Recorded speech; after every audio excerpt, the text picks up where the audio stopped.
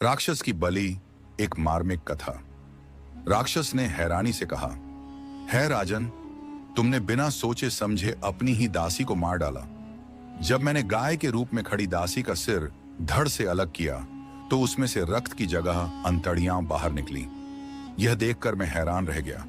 तभी मेरी पत्नी ने कहा, गाय तो बहुत ही दुर्बल थी, यह बलि तांत्रिक को कबूल नहीं होगी। मैं बहुत असमंजस में पड़ गया। मेरे मन में हजारों सवाल उठने लगे। मैंने क्रोधित होकर ग्वाले से कहा, तुमने गाय की देखभाल ठीक से नहीं की है। ये गाय इतनी दुर्बल कैसे हो गई? बलि देने के लिए कोई हट्टा कट्टा बछड़ा लाओ।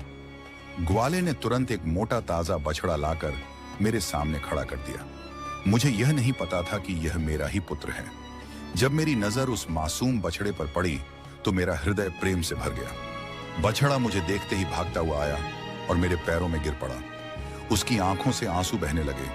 उसके कोमल हृदय की पीड़ा मैं महसूस कर सकता था। उसकी दयनीय स्थिति देखकर मेरा मन विचलित हो गया। मैंने ग्वाले से कहा, इसे वापस ले जाओ, मैं इसकी बलि नहीं दे सकता।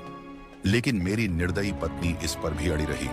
उसने जोर देकर कहा, इसी बछड़े की बलि दी जाएगी। पर इस बार मैंने उसकी बात को अनसुना कर दिया। मैंने बछड़े को अपने गले से लगा लिया और उसे लौटाने का निर्णय लिया।